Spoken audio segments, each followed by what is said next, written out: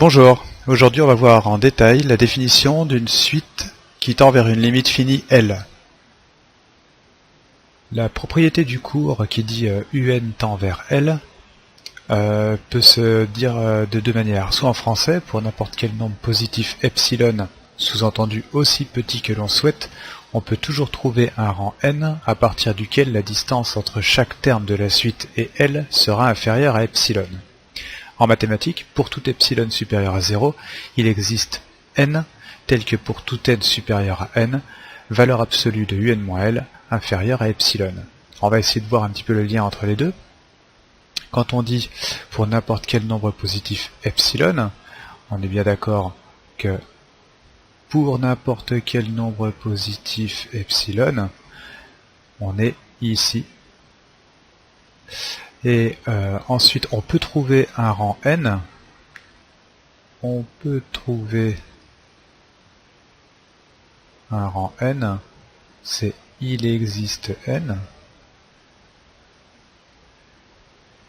tel que pour tout n supérieur à n, c'est-à-dire à partir duquel la distance entre chaque terme de la suite et L, c'est ça, la distance entre chaque terme de la suite et L, c'est cette distance-là, un moins L. Et cette distance sera inférieure à epsilon. Alors, pour illustrer cette définition, j'ai généré la suite 5 plus 20 sur n avec GeoGebra à l'aide de la fonction séquence. J'ai généré les 500 premiers termes pour n allant de 1 jusqu'à 500 et on conjecture que cette suite tend vers 5. J'ai tracé la droite d'équation y égale 5 ainsi que deux droites. L'une d'équation y égale 5 plus epsilon y égale 5 moins epsilon, où epsilon c'est un curseur que j'ai créé. L'idée ça va être de prendre le nombre epsilon et de le rapprocher le plus possible de 0, c'est-à-dire que mes deux droites se resserrent autour de 5. Alors qu'est-ce qu'on observe? On observe que les termes de la suite tendent vers 5 et que pour epsilon égale 1, eh bien il suffit que j'aille chercher le terme de rang 20, peut-être, 19, 20, 21, pour voir que tous les termes passent sous la barre 5 plus epsilon, c'est-à-dire qu'ils sont écartés de ma limite 5 de moins que epsilon lorsque epsilon vaut 1.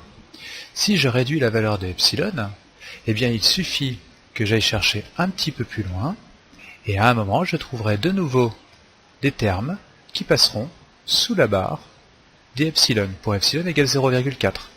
Et je peux prendre 0,2, et il suffit que je refasse le même travail pour voir qu'ils vont encore passer sous la barre. Et plus je diminue epsilon, et plus je vais aller chercher loin, mais je suis certain qu'à un moment ou à un autre, mes termes vont passer à un écartement inférieur à epsilon de ma limite, quelle que soit la valeur de epsilon.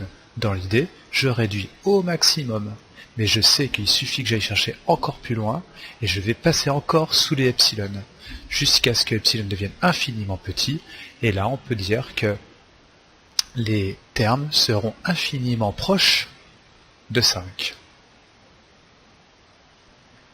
Alors, en général, il y a un calcul intéressant à faire, c'est déterminer le rang n pour un epsilon donné.